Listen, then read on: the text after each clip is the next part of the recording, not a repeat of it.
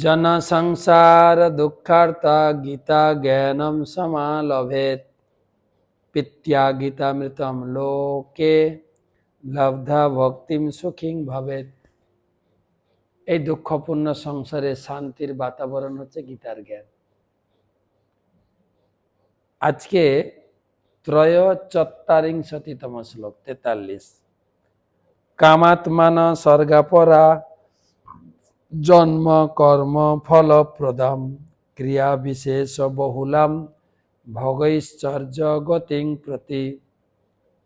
কামাত্মন স্বর্গপরা জন্ম কর্ম ফলপ্রদম ক্রিয়া বিশেষ বহুলাম ভগৈশ্চর্য গতিং প্রতি।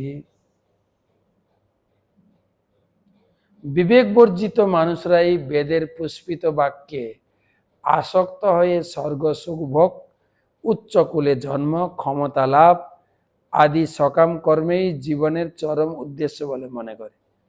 ইন্দ্রিয় সুখ ভোগ ও ঐশ্বর্যের প্রতি আকৃষ্ট হয়ে তারা বলে যে তার ঊর্ধ্বে আর কিছু নেই।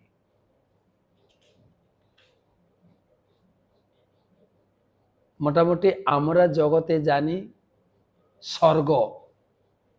হ্যাঁ, কেউ যদি মারা যায়, বাবা, দাদু, মা, ঠাকুমা, আমার দাদু স্বর্গ লাভ করেছে, মানে স্বর্গের উপরে আর চিন্তা করতে পারি না, স্বর্গ পর্যন্ত। কিন্তু এখানে আমরা দেখছি ভগবান বর্ণনা করছেন স্বর্গের উপরে গোলক বৃন্দাবন। তাই স্বর্গ পর্যন্ত থেমে থেকো না। তাই বেদে যে স্বর্গের লোভ দেখানো হয়েছে না, এটা করলে তুমি স্বর্গে যাবে, এটা করলে তুমি অমৃত ভোগ করবে, এটা করলে উন্নত জীবন পাবে, এগুলোর দ্বারা তুমি লালায়িত হয়েও না। এই সমস্ত কিছুর ঊর্ধ্বে ভগবানের সেবা করো, যাতে নিত্য আনন্দময় জীবন ভগবত ধাম লাভ করবে।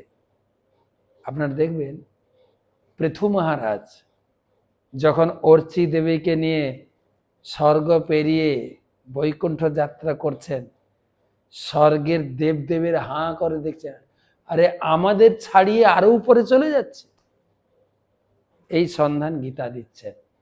স্বর্গের উপরে গোলক বিন্তি, তার সন্ধান ভগবত গীতা থেকে পাবে।